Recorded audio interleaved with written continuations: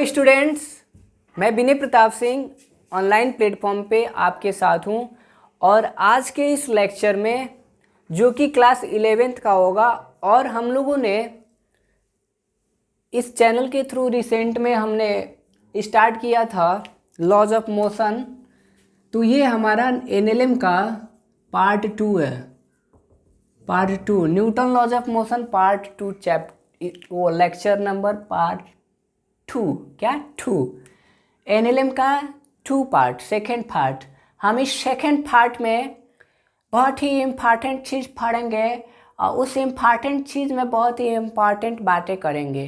पहली चीज़ कि इससे पहले वाले लेक्चर में मीन्स कि पार्ट 1 में जो डिलीटेड पोर्शन है या थोड़े बहुत हमने मोमेंटम तक कवर कर लिए थे वन शॉट में कि हमारे सिलेबस से क्या हटाया गया है और हमें अब क्या पढ़ना है। तो आज से हम लोग जो सिलेबस में है उसको पढ़ना है। और ये यहाँ से मैकेनिक्स इंट्रोड्यूस हो गई है, मैकेनिक्स आपके फिजिक्स के अंदर आ गई है। अब आज एक ही चीज़ बोलेंगे कि यहाँ ईमानदारी से मेहनत करते हैं। अगर आप हमें फॉलो करते हो तो प्लीज़ वीडियो के थ्रू जाओ और देख के प्रैक्टिस करो। अगर आप नहीं करोगे तो मैं इतनी दूर से कुछ नहीं कर सकता हूँ, ना ही आप हमारे पास हो कि हम आपको वहाँ बता सके। हम कोशिश करेंगे कि क्लास की फीलिंग तो नहीं आ सकती है, बट कोशिश करेंगे कि आपको बोरिंग ना लगे। लेकिन एक चीज़ होती है ट्रस्ट एंड ऑनेस्टी। अगर आप जिसको भी फॉलो कर रहे हो उस पर विश्वास करना, चाहे हमसे पढ़ रहे हो चाहे किसी और से पढ़ रहे हो, उस पर विश्वास करना। सबसे पहले गुरु और शिष्य के बीच में ट्रस्ट होना चाहिए। हमारा जजमेंट वाला बात नहीं आना चाहिए कि मैं इस टीचर को जज करूं, उस टीचर को जज करूं। मैं ये नहीं कहता, आप ना चेक कर सकते हो किसी टीचर को। क्यों? क्योंकि ज़रा सोचो, कहीं ना कहीं वो आपसे आगे ही हैं तभी वो आपको पढ़ा रहे हैं, आपसे ज़्यादा अनुभव है उनको तभी वो आपको दे रहे हैं। तो ये मेंटालिटी कम करके अपने नॉर्मल स्टेज में रहो, मेंटली नॉर्मल रहो। ना ज़्यादा ओवर एक्साइटेड होना है, ना ज़्यादा डिप्रेशन में जाना है, चीज़ों को समझना है। तो जिससे भी पढ़ रहो एक ट्रस्ट ज़रूर रखना, उस पर भरोसा करना और ख़ुद पे भी भरोसा रखना, बाकी सारी चीज़ें हो जाएंगी। तो Newton laws of motion second part में हम क्या पढ़ने वाले हैं? Equilibrium of body, equilibrium. और ये मैं पहले बता चुका हूँ, अब आप यही सोचोगे कहाँ से, तो देखो कैसे आता है। इक्विलिब्रियम ऑफ पार्टिकल पढ़ लेते हैं। इक्विलिब्रियम ऑफ पार्टिकल अब धीरे धीरे समझेंगे। इससे इसमें जो जो चीज़ें आ रही हैं इसको समझते हैं। एक चीज़ आता है point of action. Point of action, आपको तो पता है कि पॉइंट क्या होता है। पॉइंट ये होता है मैथ में पढ़ के आए हैं सर, क्या बात कर रहे हैं, पॉइंट तो यही होता है। तो यस, दिस इज पॉइंट। अब हमको याद होगा तो हमने बोला था कि एक्शन जो होता है हम उसको फोर्स कहते हैं। तो सबसे पहली चीज़ कि जब हम मैकेनिक्स पढ़ते हैं या जब हम फिजिक्स पढ़ते हैं तो हर चीज़ का कोई ना कोई लॉजिक है। हमारा मेन टारगेट ये होता है कि हम चीज़ों को आसान कैसे करें। अगर हमें किसी चीज़ को उठाना होता है तो हम कहाँ कहाँ फोर्स लगाते हैं, लेकिन एक जगह लगाते हैं जहाँ से वो ईजिली हो जाता है। अगर हमें दरवाज़ा ओपन करना है, जैसे ये हमारा दरवाज़ा है, ठीक है, ये हमारा दरवाज़ा है। अगर हमें इसको ओपन करना है तो मैं इसके एंडिंग पे जाके फोर्स लगाऊं तो क्या ये ओपन हो जाएगा? मैं यहाँ सेंटर पे जाके फोर्स लगाऊं तो ओपन तो हो जाएगा, क्या ये आसानी से हो जाएगा? बट मैं इसके जहाँ हैंडल होता है इस पे जाके मैं अगर फोर्स लगाता हूँ, इस पे जाके फोर्स लगाता हूँ तो ये इजीली ओपन हो जाता है। लॉजिक क्या है कि हमारा जो हम कहाँ किस चीज़ को अप्लाई कर रहे हैं वो मैटर करता है। हम पढ़ ही इसीलिए रहे हैं ताकि हमारा चीज़ों को आसान किया जा सके। वैसे भी आज इंजीनियर्स डे है, तो ये सारी चीज़ें हमारे इंजीनियर्स लोगों की वजह से, हमारे मैकेनिकल इंजीनियर्स, बहुत इंजीनियर लोग ये सारी चीज़ें अप्लाई करते हैं। ये हम जो मैकेनिक्स पढ़ रहे हैं, ये हम जो मैकेनिक्स पढ़ रहे हैं इसको मैकेनिकल इंजीनियर मेनली यूज करते हैं। अगर आप किसी पहिए को खोलना चाहते हैं, आपने देखा होगा, मैं कोरिलेट करना चाहता हूँ चीज़ों को। आपने जैक नाम सुना होगा, जिससे हम गाड़ी को उठाते हैं, तो क्यों हम उसको पहिए के पास में ही लगाते हैं? क्यों हम उसको जो हमारा एक्सेल रहता है उसी पे लगाते हैं? कुछ तो लॉजिक होगा ना उसका, क्यों नहीं हम उसको बीच में लगा देते हैं? तो बात आती है कि हमें चीज़ों को कैसे आसान करना है, और उन चीज़ों को आसान करने के लिए ही हमें मैकेनिक्स पढ़ना होता है। वो आप इससे कोरिलेट करो, जितना कोरिलेट करो कम है। पॉइंट ऑफ एक्शन, ऐसा पॉइंट जहाँ पे हम फोर्स लगाते हैं, वो पॉइंट जहाँ पे हम फोर्स लगाते हैं उसको बोलते हैं पॉइंट ऑफ एक्शन। हमने किस पॉइंट पे फोर्स लगाया वो होता है पॉइंट ऑफ एक्शन।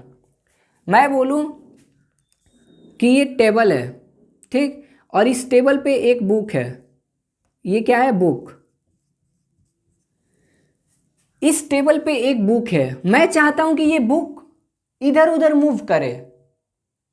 मैं चाहता हूं कि ये बुक इधर उधर मूव करे, तो मैंने क्या किया कि पहले इस पे फोर्स लगा दिया, ऐसे इस पे मैंने फोर्स लगा दिया। तो क्या ये बुक मूव करेगी? नहीं करेगी। क्यों? क्योंकि पॉइंट ऑफ एक्शन गलत लगाया है हमने। मैं बोलूं कि मैं इस पे फोर्स लगा दूं, मैंने यहाँ पे फोर्स लगा दिया, F1, इसको F2 कर दो, इसको F1 कर दो, इसको F2 कर दो। मैंने यहाँ पे फोर्स लगा दिया,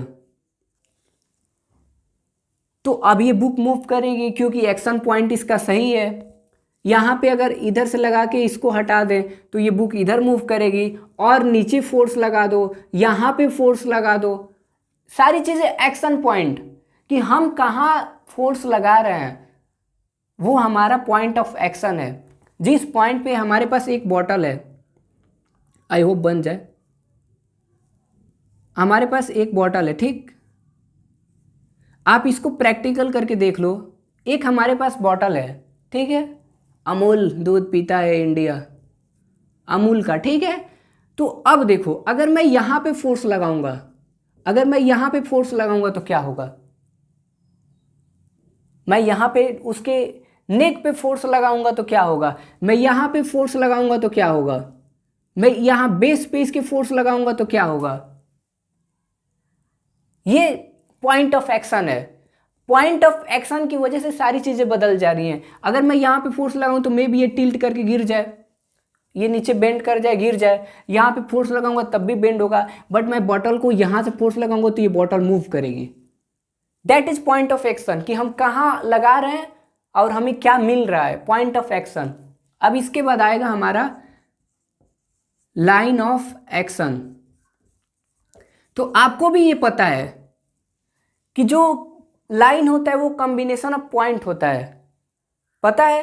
अब यानी कि अगर इसकी लाइन ऑफ एक्शन की बात करें, मैंने इस फोर्स की बात की, ये F3 की बात की, तो F3 अगर मैं फोर्स लगा रहा हूँ तो ये बॉटल धीरे धीरे धीरे धीरे यहाँ चल रहा है, मतलब कि इसका लाइन ऑफ एक्शन ये है, इस पे ये बॉटल मूव कर रहा है, ठीक है, इस पे ये बॉटल मूव कर रहा है। मैंने एक फोर्स लिया, ये F1 लिया, तो इसका लाइन ऑफ एक्शन क्या है? मतलब कि ये F1 जो है इस लाइन पे चल रहा है, इसका F1 का काम इस लाइन पे हो रहा है। मैंने इधर से एक फोर्स लिया F, इसका लाइन ऑफ एक्शन क्या हुआ? इसका भी लाइन ऑफ एक्शन सेम हो गया।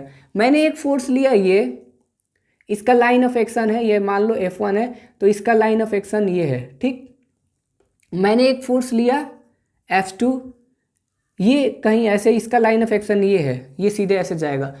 तो एक चीज़ देखो, ये दोनों का लाइन ऑफ एक्शन सेम है, इन दोनों का लाइन ऑफ एक्शन कहीं ना कहीं मीट कर रहा है, यहाँ पे मीट कर रहा है।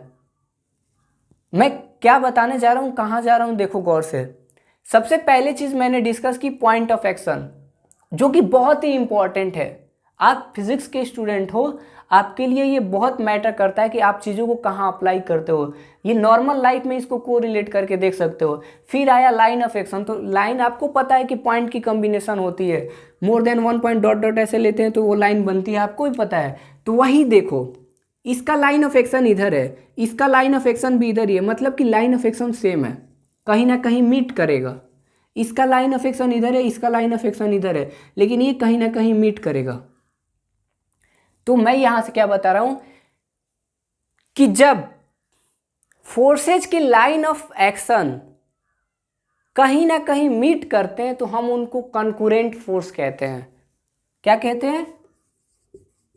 Concurrent force. कॉन्करेंसी पढ़ी होगी आपने ना, कॉन्सेंट्रिक सर्कल पढ़ा होगा आपके, जिसका सेंटर सेम होता है।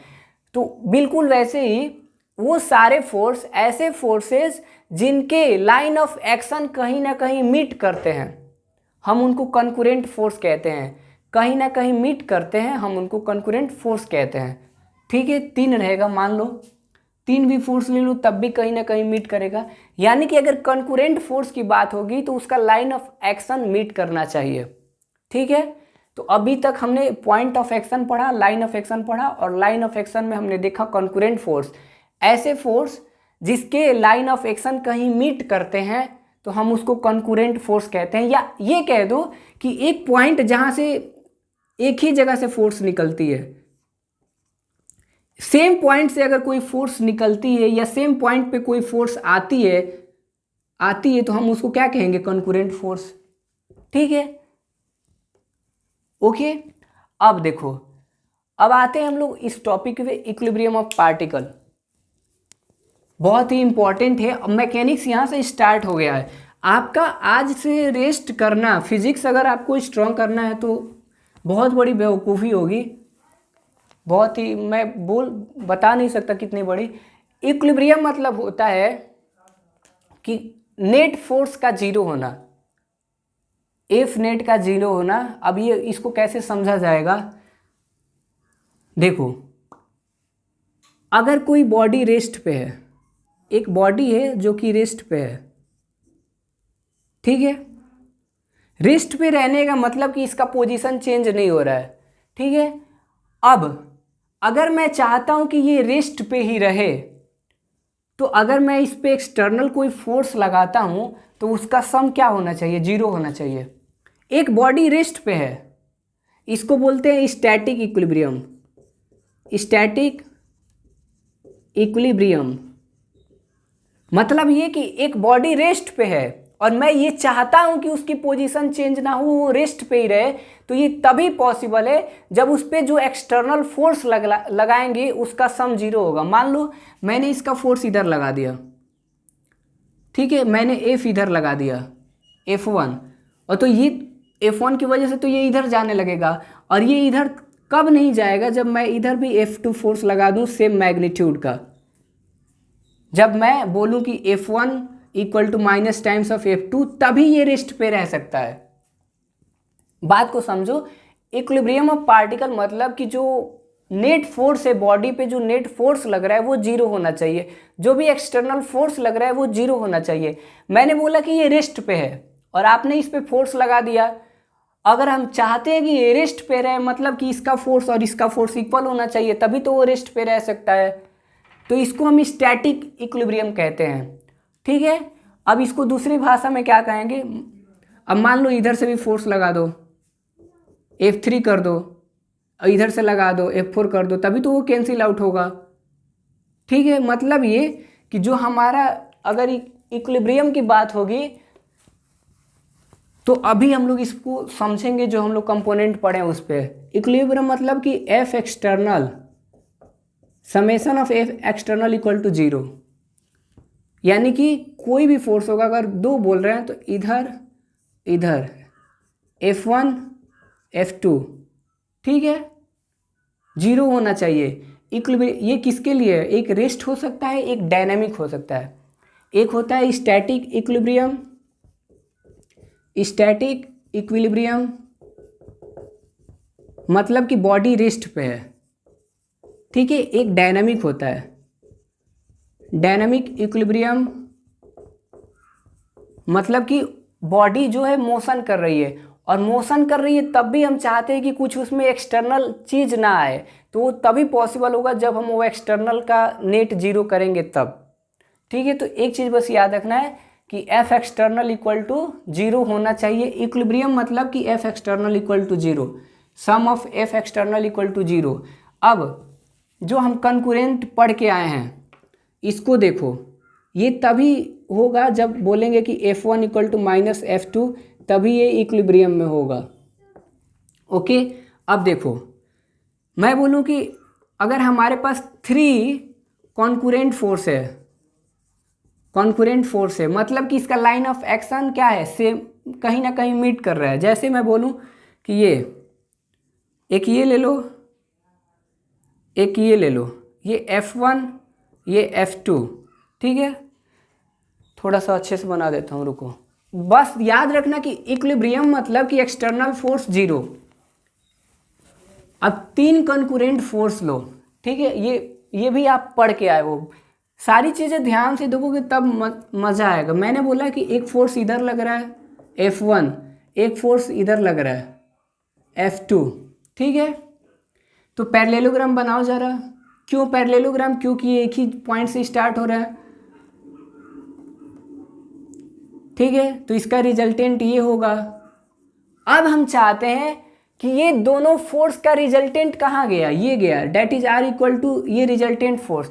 और मैं ये चाहता हूँ कि ये जो रिजल्टेंट है, ये जो दो फोर्स हैं, ये हमारे इक्विलिब्रियम में रहे। मतलब ये कि एक रिजल्टेंट जो नेट फोर्स होगा वो इधर की तरफ होगा। एक पॉइंट पे 2 फोर्स लग रहा है, ये पॉइंट ऑफ एक्शन है, पॉइंट ऑफ एक्शन। इस पॉइंट ऑफ एक्शन पे 2 फोर्स लग रहे हैं, ठीक है। इस पॉइंट ऑफ एक्शन पे 2 फोर्स लग रहे हैं, एक F1 एक F2। इन दोनों की वजह से ये पॉइंट जो है हमारा इधर जा सकता है, रिजल्टेंट की तरफ जा सकता है, इसका लाइन ऑफ एक्शन इधर जा सकता है। और मैं चाहता हूं कि ये लाइन ऑफ एक्शन चेंज ना हो, ये पॉइंट यहीं का यहीं रहे। ये तब पॉसिबल है जब मैं रिजल्टेंट के बराबर का फोर्स इधर लगा दूं, तभी तो पॉसिबल है ना कि रिजल्टेंट के बराबर का फोर्स इधर लगा दूं, तभी ये इक्विलिब्रियम में रह सकता है, तभी ये यहाँ पे रह सकता है, नहीं तो ये उधर चला जाएगा। अब देखो, तो इसको कैसे लिखते हैं, मान लो according to concept that is summation F equal to 0, मतलब कि F का जो सम है वो 0 होना चाहिए। तो यहाँ कितने फोर्स हैं, 1 2 3, मतलब कि F1 plus F2 plus F3 equal to 0। यहाँ से F1 प्लस F2 निकालो equal to minus times of F3। मतलब ये कि इन दोनों का सम इसके बराबर होगा, लेकिन उसका जो डायरेक्शन होगा अपोजिट होगा। इन दोनों का सम इसके बराबर है, लेकिन इसका डायरेक्शन अपोजिट है। तो ये याद रखना कि इक्विलिब्रियम मतलब कि F एक्सटर्नल इक्वल टू 0, सीधी सी बात है। और मैं इसको समझा रहा हूँ कि ये हमारा पॉइंट ऑफ एक्शन है, इस पे एक फोर्स इधर लगा, एक फोर्स इधर लगा। तो जब एक ऐसे लगेगा, जैसे मैं बोलूँ कि ये हमारा है, और प्रोजेक्टाइल मोशन वाला कंसेप्ट कि कोई भी वेलोसिटी से जा रहा है तो उसका इधर भी चेंज हो रहा है, y भी बढ़ रहा है, x भी चेंज हो रहा है, x और y दोनों चेंज हो रहा है। तो अगर ये दोनों फोर्स लग गए, यानी कि उसका रिजल्टेंट कहीं इधर जाएगा, ये पॉइंट ऑफ एक्शन कहीं इधर जाने लगेगा।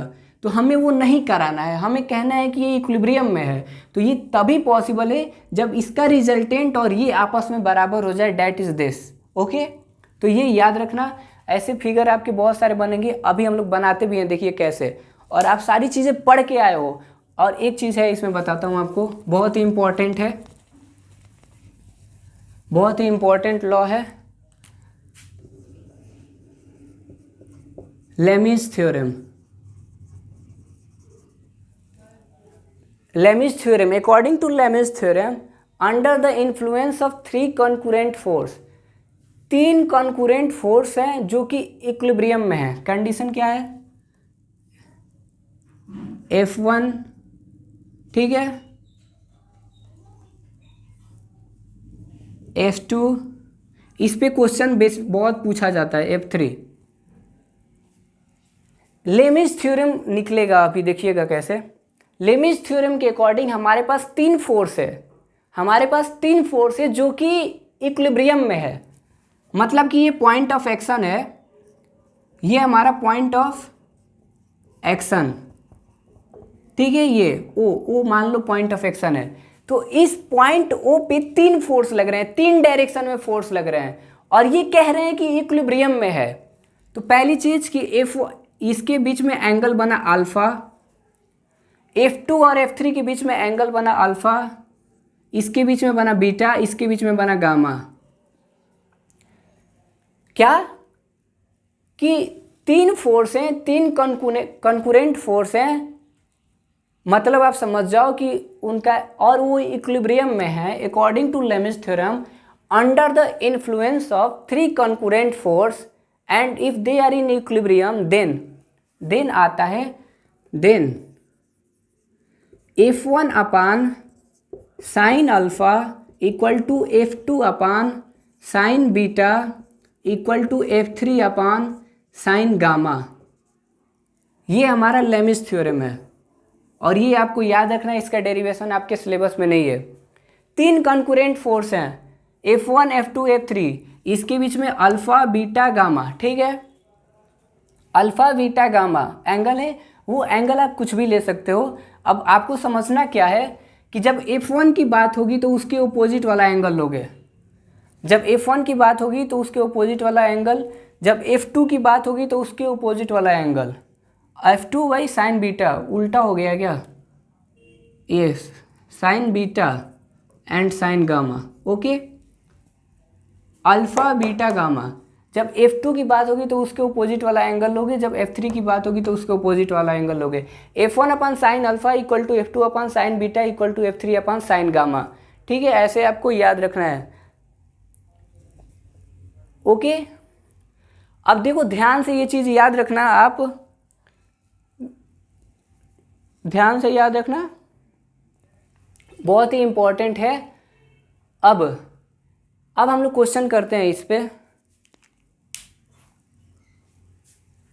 ठीक है।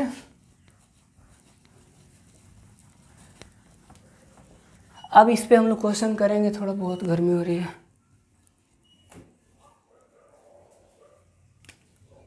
ठीक है। अब क्वेश्चन क्या करना है, अब हम लोग मतलब इक्विलिब्रियम का क्वेश्चन करेंगे, एक दो देख लेते हैं इक्विलिब्रियम का क्वेश्चन, और बहुत ही आसान कराऊंगा। देखो ये हमारा ओरिजिन है, हम वही करेंगे जो हम पढ़े हैं। अब आप थोड़ा कम, कुछ सेकंड का आपको टाइम दे रहे हैं, आप कंपोनेंट रिवाइज करो, कंपोनेंट रिवाइज करो, सोचो दिमाग में ये कंपोनेंट क्या आता होगा, ठीक है। एक फोर्स है, अभी देखो सारी चीज़ें वही आ रही हैं इक्विलिब्रियम वाली। एक फोर्स है F1 जो कि एक्स एक्सिस से 30 डिग्री पे है। एक फोर्स है F1 जो कि एक्स एक्सिस से 30 डिग्री पे है, ठीक है। और एक इधर ले लें क्या,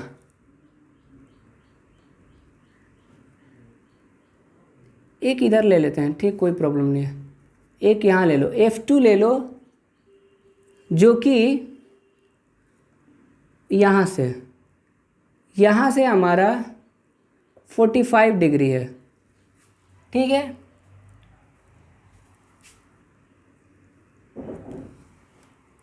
मैंने ओरिजिन पे दो फोर्स लगाया, मान लो ओरिजिन नहीं, यहाँ पे ऑब्जेक्ट है कोई, यहाँ नहीं, सिचुएशन गलत हो जाएगा। इसको बस ऐसे समझो, ओरिजिन पे एक फोर्स लगा F1 और F2, तो सबसे पहली चीज़ कि एलोंग एक्स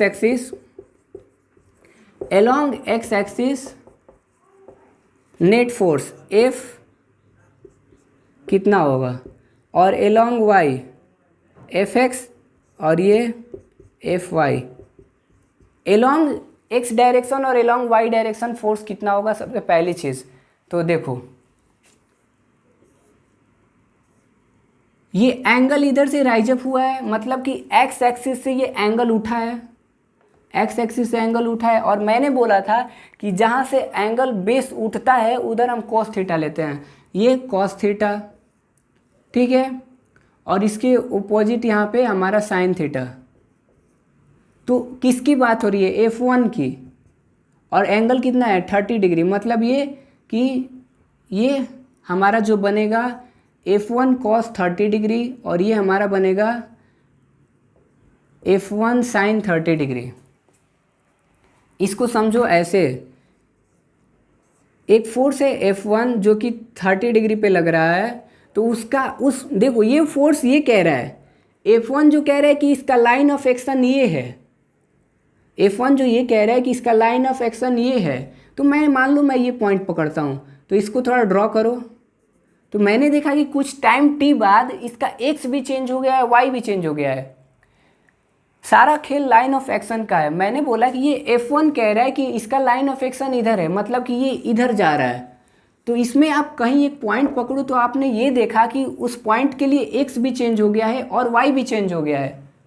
तो हम पूछें कि इस फोर्स की वजह से x में कितना चेंज हुआ है और इस फोर्स की वजह से y में कितना चेंज हुआ है, इसलिए हम कंपोनेंट निकालते हैं। जब हमें स्प्लिट करना होता है तो हम कंपोनेंट निकालते हैं। तो जो हमारी एक्स एक्सिस है, जहाँ से एंगल राइज होता है, जहाँ से हमारा एंगल स्टार्ट होता है, उधर हम cos थीटा लेते हैं और उसके अपोजिट वाले साइड पे sin थीटा लेते हैं। तो इसलिए यहाँ F1 cos थीटा, ये F1 sin थीटा। अब इसकी वैल्यू आप पुट कर देना। cos 30 कितना होता है, √3/2, यानी कि जो आएगा हमारा F1 इंटू √3/2, यानी कि इतना फोर्स लगेगा एलोंग एक्स एक्सिस। और इसको कर लो F1 इंटू 1/2, यानी कि इतना फोर्स लगेगा एलोंग वाई एक्सिस। अभी इतना समझो। अभी देखो, अब ये करते हैं इसको। अब इसके लिए मैं एक साथ लिखूंगा। अब इसकी बात करो तो एक ये है, एक फोर्स है जो कि 45 डिग्री पे है और इसका लाइन ऑफ एक्शन ये है, इसकी बात कर रहा हूँ मैं, ठीक है। एक फोर्स है F2 जो कि 45 डिग्री पे है, इसका लाइन ऑफ एक्शन ये है इधर। तो मैं पूछूं कि इस F2 का कितना कम इधर आ रहा है, मतलब कि F2 cos 45 एंड इधर अगर करेंगे तो F2 sin 45, ठीक है। अब इसको F2 cos 45 यानी कि F2 इंटू 1/√2 और इसको करोगे तो F2 इंटू 1/√2, मतलब कि F2 में इतने से मल्टीप्लाई कर दो तो उसका कंपोनेंट इधर जाएगा, इधर जाएगा। अब ओवरऑल हम देखते हैं इसको पूरा हटा के। ये आपको आना चाहिए क्योंकि मैकेनिक्स इसी पे चलती है। अब देखो, अब सारी चीज़ें मैंने कर दी, मैं फिर वही करूँगा। जितने फोर्स हैं जितने चाहो उतने लगा लो। अब देखो, अब इसका लाइन ऑफ एक्शन ये है, इसका एलोंग एक्स एक्सिस में कितना जाएगा, F1 cos 30 degree. Along Y axis में कितना जाएगा, F1 sin 30 डिग्री। अब इसकी बात होगी, इसकी तो इसका एलोंग एक्स एक्सिस में कितना जाएगा, F2 cos 45 डिग्री और इस एलोंग वाई में कितना जाएगा, F2 sin 45 डिग्री, ठीक है। इसके लिए एलोंग एक्स एक्सिस इतना, इसके लिए एलोंग एक्स एक्सिस इतना। अब एलोंग एक्स एक्सिस कितना हुआ, एफ एक्स कितना हुआ, summation of F X equal to 0 अगर इक्विलिब्रियम की बात कर दे, यानी कि F1 cos 30 degree plus F2 cos 45 degree equal to 0 along X axis. अगर y की बात टू F1 sin 30 degree plus F2 sin 45 degree equal to 0। ये अगर इक्विलिब्रियम में है तब, अगर ये इक्विलिब्रियम में है तब हम बोलेंगे कि summation F X equal to 0, summation F Y equal to 0। मैं बस आपको स्प्लिट करना सिखा रहा हूँ। तो जिधर से एंगल उठता है उधर कोस थीटा लेते हैं, या जिधर सी बनता है, ये सी ही तो है ना, ये सी है, चेन्नई वाला सी, ठीक है। तो जिधर सी बनता है उधर कॉस थीटा लेते हैं और उसके अपोजिट साइन थीटा लेते हैं। एक और हम लोग करते हैं इससे बड़ा वाला, ठीक है। और ये आपको आना चाहिए, यही सारा मैकेनिक्स में यही है। अभी फ्री बॉडी डायग्राम भी अभी आएगा, अभी टेंशन इन स्ट्रिंग भी पढ़ना है। तो आप भागोगे तो बहुत प्रॉब्लम हो जाएगी। देखो, एक करते हैं, एक और करते हैं, ठीक है। ये एक्स है, ये वाई है। मैं बोला कि इस पे एक फोर्स लगा F1 कितने डिग्री पे, 60 डिग्री पे, ठीक है। मैंने बोला कि इस पे एक फोर्स लगा F2, इधर से अब एंगल ले लो, ओके, इधर से एंगल, इधर से। तो मान लो ये हमारा है, कितना ले लें, इसको 60 नहीं लेते हैं, इसको 55 डिग्री ले लेते हैं, ठीक है। अब F2 और एक यहाँ ले लो, ये F3 है जो कि इससे 45 डिग्री पे है। मैंने 3 फोर्स लिया है, ठीक है, 3 फोर्स। बस हम लोग एलोंग एक्स एक्सिस और एलोंग वाई एक्सिस स्प्लिट करेंगे। एक F1 फोर्स है जो एक्स एक्सिस से 60 डिग्री पे लगता है, एक F1 फोर्स है जो एक्स एक्सिस से 60 डिग्री पे लगता है, ठीक है। तो आपको स्प्लिट करना है कि इसका कितना कंपोनेंट परसेंट इधर जाएगा, कितना उधर जाएगा। एक F2 फोर्स है जो वाई एक्सिस से, जो हमारा वाई एक्सिस से 55 डिग्री पे लगता है। एक F2 फोर्स है जो हमारा वाई एक्सिस से 55 डिग्री पे लगता है, तो इसका एलोंग वाई कितना जाएगा, एलोंग एक्स कितना जाएगा। एक F3 फोर्स है जो हमारा एक्स एक्सिस से 45 डिग्री पे लगता है, तो उसका एलोंग एक्स एक्सिस कितना जाएगा, एलोंग वाई कितना जाएगा। अब एक चीज़ याद रखना है क्या, कि लाइन ऑफ एक्शन, इसका लाइन ऑफ एक्शन ये है, इसका लाइन ऑफ एक्शन ये है, इसका लाइन ऑफ एक्शन ये है। मतलब कि ये फोर्स कहीं आगे इधर की तरफ नेट रिजल्टेंट की बात कर रहा है, ठीक। जो भी हो रहा है लाइन ऑफ एक्शन ये है, इसका ये है, इसका ये है। अब स्प्लिट करो, देखो ये सी बना, इधर ऐसे सी बना, चेन्नई वाला सी, और यहाँ जिधर से एंगल उठता है उधर कोस थीटा लेते हैं, तो कॉस 60 डिग्री किसका, तो F1 का। इधर लेंगे तो F1 साइन 60 डिग्री, ठीक है। अब इसकी बात करो, तो इसकी बात करोगे तो ये बेस की तरह ट्रीट करेगा। बेस से लेना है, बेस पे कॉस को रखना है और उस पे परपेंडिकुलर पे साइन को। तो इसके लिए ये बेस हुआ, यानी कि इधर हो जाएगा हमारा F2 कॉस 55 डिग्री, और इधर वाला हो जाएगा हमारा F2 साइन 55 डिग्री। इसके लिए एक और ले लेते हैं, थर्ड हम F3 की बात कर लो। अब F3 की देखो, तो F3 के लिए ये क्या है, ये बेस है, यानी कि इस पे, और किधर एक्शन है, इधर। मतलब कि जो हमारा F3 होगा वो होगा F3 कॉस 45 डिग्री, और जो हमारा ये होगा F3 साइन 45 डिग्री, ठीक है। ध्यान से देखो, 60 डिग्री पे लगा था F1 cos 60, F1 sin 60। ये इसके लिए बेस ये हुआ, क्यों, क्योंकि एंगल यहाँ से उठा है, वाई एक्सिस से उठा है। तो इसके लिए F2 cos 55, F2 sin 55, इसके लिए F3 cos 45 और F3 sin 45। अब देखो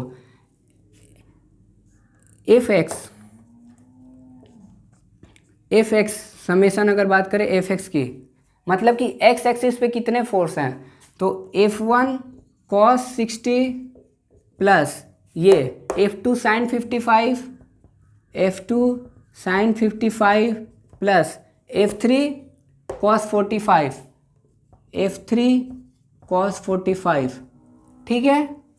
एलोंग एक्स एक्सिस में कितने फोर्स हैं, एक फोर्स ये है, एक फोर्स ये है, और एक फोर्स ये है एलोंग एक्स एक्सिस में।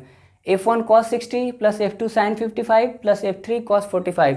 अब आप ये मत सोच देना कि सर sin 55 एक्स एक्सिस पे कैसे आ गया, क्यों आ गया, क्योंकि उसके लिए जो बेस है वो y है, तो परपेंडिकुलर एक्स ही ना हुआ। अब इसके लिए y में आ जाओ, Fy एलोंग y एक्सिस में देखो, तो F3 sin 45 plus F1 sin 60। अब इस ओरिजिन के रिफरेंस में ये दोनों पॉजिटिव है, इस ओरिजिन के रिफरेंस में ये दोनों पॉजिटिव है, तो मैंने पॉजिटिव साइन रख दिया। इस ओरिजिन के रिस्पेक्ट में ये निगेटिव है, यानी कि माइनस F2 cos 55 डिग्री। इसी तरह सेम समझने के लिए भी मैंने बस लिखा था कि एक्स एक्सिस पे कितने हैं, तो 1 2 3। इस ओरिजिन के रिस्पेक्ट में ये पॉजिटिव है, तो F1 cos 60। इस ओरिजिन के रिस्पेक्ट में ये दोनों निगेटिव है, यानी कि इसका साइन निगेटिव, ओके, इसका साइन निगेटिव। तो आपको याद रखना है कि हमें स्प्लिट कैसे करना है, ओके। ओरिजिन के रिस्पेक्ट में देखना कि ये line of action positive side में है तो पॉजिटिव साइन लेंगे, अगर निगेटिव साइड में है तो निगेटिव साइन लेंगे। और ओरिजिन के रिस्पेक्ट में देखना कि लाइन ऑफ एक्शन पॉजिटिव है तो पॉजिटिव लेंगे, अगर निगेटिव है तो निगेटिव लेंगे। क्यों? क्योंकि हमारा जो फोर्स होता है वेक्टर क्वांटिटी होता है। वेक्टर क्वांटिटी वो क्वांटिटी होती है जिसमें मैग्नीट्यूड और डायरेक्शन दोनों होता है। तो ये तो मैग्नीट्यूड और डायरेक्शन दोनों हो गया। ये तो मैग्नीट्यूड हुआ, ये डायरेक्शन हुआ, ये मैग्नीट्यूड हुआ, ये डायरेक्शन हुआ, ये मैग्नीट्यूड और डायरेक्शन, ये मैग्नीट्यूड, ये डायरेक्शन, ये मैग्नीट्यूड, ये माइनस डायरेक्शन रिप्रेजेंट कर रहा है। ठीक है, तो आप जो अभी मैंने ये कंपोनेंट आपको बताया है, आप इसको ड्रॉ करना और 2-3 और इधर उधर बना के करना कि along X axis along Y axis कितना आ रहा है। ओके, आई होप आपको समझ में आ गया होगा। पढ़ाई करना अच्छे से। Good luck for your future, best of luck.